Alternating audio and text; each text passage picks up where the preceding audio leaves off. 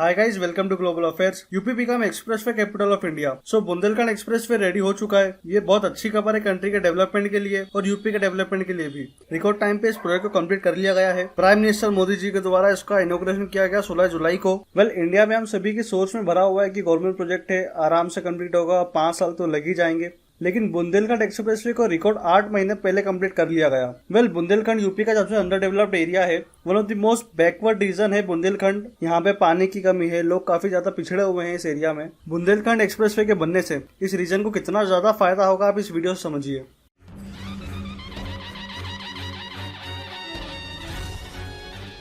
बुंदेलखंड तप, तपस्या और तेज की पावन भूमि है। बुंदेलखंड की धरती यहाँ का कण कण कर रहा है विकास का अभिनंदन। 2014 के बाद माननीय प्रधानमंत्री श्री नरेंद्र मोदी जी ने निवेश और ईज ऑफ लिविंग के लिए जरूरी कनेक्टिविटी को प्राथमिकता देते हुए पूरे देश में आधुनिक इंफ्रास्ट्रक्चर के तेज गति से निर्माण पर जोर दिया।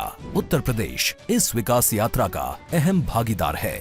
वर्ष 2017 के बाद यूपी में डबल इंजन की सरकार और माननीय मुख्यमंत्री योगी आदित्यनाथ जी ने सड़क, रेल, मेट्रो, एयर सहित सभी क्षेत्रों में विकास को प्राथमिकता दी है, जिसका परिणाम है उत्तर प्रदेश की एक्सप्रेस प्रदेश के रूप में बनी नई पहचान। पूर्वांचल की तस्वीर बदलने वाला पूर्वांचल एक्सप्रेसवे, प्रदेश का सबसे लंबा expressway, Ganga expressway, Gorakhpur link expressway और अब विकास की डबल रफ्तार की इसी कड़ी में जुड़ रहा है बुंदेलखंड एक्सप्रेसवे।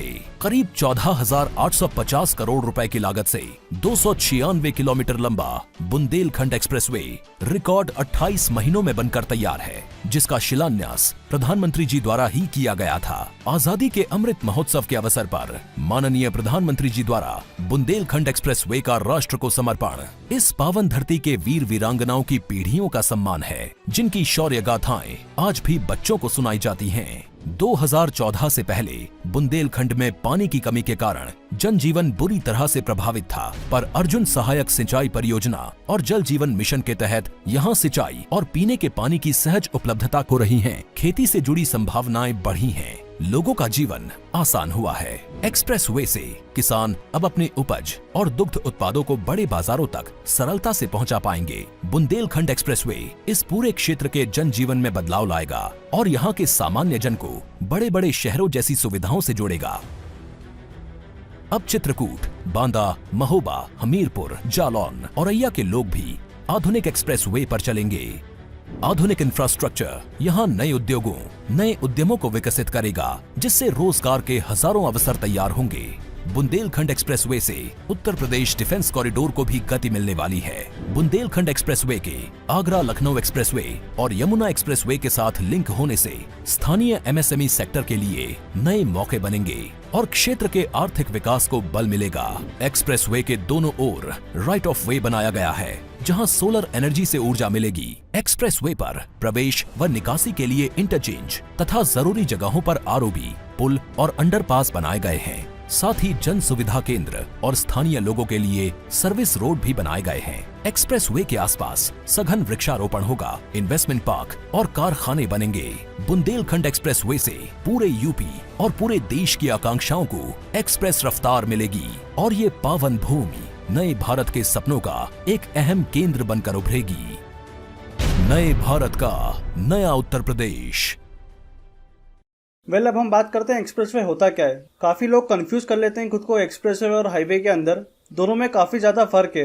इंडिया में जो भी सड़कें बनती हैं उसमें सबसे ज्यादा बेहतरीन क्लास होता है एक्सप्रेसवे का। एक एक्सप्रेसवे के ओवरऑल आसपास काफी अच्छा इंफ्रास्ट्रक्चर होता है। आप जब किसी एक्सप्रेसवे पर ट्रेवल करते हैं तो आप खुद ऑब्जर्व कर सकते हैं कि गाड़ियों की स्पीड काफी ज्यादा होती है। इसके अंदर एंट्री और एग्जिट कंट्रोल लेवल से होती है। अगर आप इसकी स्पीड लिमिट कंपेयर करते हैं नेशनल हाईवे से, तो नेशनल हाईवे की स्पीड लिमिट होती है 100 किलोमीटर के आसपास और वहीं पे एक्सप्रेसवे की लिमिट होती है 140 किलोमीटर के आसपास। वैसे आप अगर देखें तो यूपी का जो एक्सप्रेसवे नेटवर्क है, काफी जल्दी पूरा UP its entire length connect होगा एक्सप्रेसवे से। यूपी के अंदर अभी और एक्सप्रेसवे हैं जो अंडर कंस्ट्रक्शन में है। यूपी के अंदर अभी के टाइम पे 4 एक्सप्रेसवे कंप्लीट हो चुके हैं, जिसकी एंटायर लेंथ 1100 किलोमीटर के आसपास है। आप मैप से समझिए, पहला नोएडा से आगरा वाला जो एक्सप्रेसवे है, दूसरा आगरा से लखनऊ, तीसरा लखनऊ से बलिया एक्सप्रेसवे और चौथा अभी कंप्लीट हुआ है बुंदेलखंड एक्सप्रेसवे। और इसी के साथ साथ 900 किलोमीटर के और एक्सप्रेसवे बन रहे हैं यूपी के अंदर। वेल जहाँ भी एक्सप्रेसवे बनते हैं रीजन में डेवलपमेंट अपने आप होने लगती है। चाइना की तरक्की का एक राज एक्सप्रेसवे को भी बताया जाता है। पूरे एंटायर चाइना में 1,30,000 किलोमीटर से भी ज्यादा के लंबे एक्सप्रेसवे बने हुए हैं। उसका नेटवर्क बहुत बड़ा है चाइना के अंदर, हम लोग उसके आसपास भी नहीं है। वेल काफी टाइम लगेगा, बहुत सा प्रोजेक्ट अंडर कंस्ट्रक्शन में है। उम्मीद है 2025 तक हम पूरे कर लेंगे और काफी इंप्रूवमेंट कर पाएंगे इस सेक्टर के अंदर। इसी के साथ एक्सप्रेसवे को देखकर जो मैन्युफैक्चरिंग कंपनियां होती है काफी ज्यादा एक्साइटेड फील करती हैं भारत में आने के लिए, क्योंकि माल को ट्रांसपोर्ट करना भारत के अंदर अभी के टाइम पे काफी ज्यादा एक्सपेंसिव है। एक्सप्रेसवे के बन जाने से काफी ज्यादा आसानी होगी इसमें। ओवरऑल ये एक्सप्रेसवे काफी ज्यादा इंपॉर्टेंट है यूपी के लॉन्ग टर्म गोल के लिए। आप सभी को पता होगा यूपी के सीएम योगी आदित्यनाथ जी ने कहा था सिर्फ हम यूपी को $1 ट्रिलियन की इकोनॉमी बना देंगे। वेल देखते हैं इससे यूपी को कितना फायदा होगा। Thank you to all.